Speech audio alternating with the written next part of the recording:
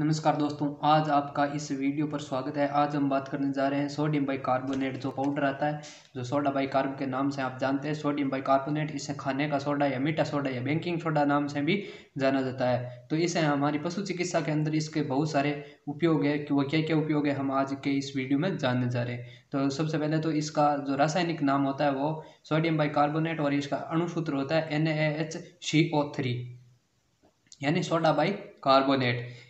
तो ये क्या क्या काम करता है, ये क्या है कि पशु के अगर कहीं पर भी इन्फेक्शन हो गया हो, ये रुमन से संबंधित सभी प्रकार की बीमारियों में काम करता है। जैसे पेट के अंदर इन्फेक्शन हो गया हो, या दूध के अंदर इन्फेक्शन हो गया हो, या पेशाब के अंदर इन्फेक्शन हो गया हो, तो उन सभी प्रकार के डिजीज में आप इसे उपयोग में ले सकते हैं। बहुत ही शानदार रिजल्ट आपको इसका देखने को मिलेगा जो इस प्रकार से ये पाउडर आता है। और इसका एम्पूल भी आता है जो सोडा बाइकार्बोनेट के रूप में आता है। ये क्या है कि एसिडोसिस में इंट्राविनस उपयोग में लेने के लिए आपको लेना पड़ता है सोडा बाइकार्बोनेट का एम्पूल। तो ये रही इसकी कुछ बेसिक जानकारी। अब बात करते हैं कि क्या क्या बीमारियां हैं जिसके अंदर हम इस सोडियम बाइकार्बोनेट पाउडर को उपयोग में ले सकते हैं। सबसे पहले तो ये 400 ग्राम का पाउच आता है, और नॉर्मली अगर आप अपने पशु का सिंपल इंडाइजेशन है तो इसके अंदर आप इसकी 30 से 50 ग्राम तक डोज उपयोग में ले सकते हैं। और अगर किसी प्रकार की आपके पशु को डिजीज हो गई है, जैसे एसिडोसिस के अंदर हम विशेष रूप से इसे उपयोग में लेते हैं। तो एसिडोसिस के अंदर आप इसकी डोज है जो 100 से 200 ग्राम के हिसाब से ले सकते हैं, और दिन में 2 बार भी दे सकते हैं अगर आपके पशु को एसिडोसिस की स्थिति है तो एसिडोसिस की जानकारी करना सबसे बड़ी बात है।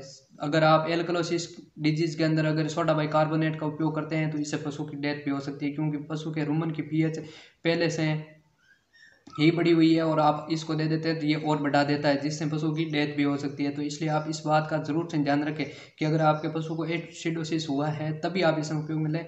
एसिडोसिस की जानकारी कैसे करेंगे, तो ये आप पीएच स्ट्रिप के द्वारा उपयोग में ले सकते हैं, जो आपको साइड में दिख रही है जो पीएच स्ट्रिप आती है इस प्रकार से।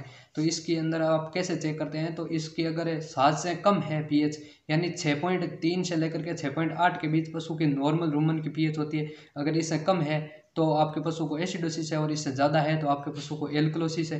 तो इस प्रकार से आप इसे चेक कर सकते हैं। रही बात आप अगर स्ट्रिप आपके पास नहीं है तो कैसे चेक करेंगे, तो आपके पशु की हिस्ट्री के आधार पर आप देख सकते हैं कि अगर उसने किसी प्रकार का अनाज ज़्यादा मात्रा में खाया है, या कुछ मीठा, या शादी ब्याह में जो बचा हुआ कुछ चाशनी वगैरह उसने पी लिया है, तो उस स्थिति में आपके पशु को हो सकता है कि एसिडोसिस हो।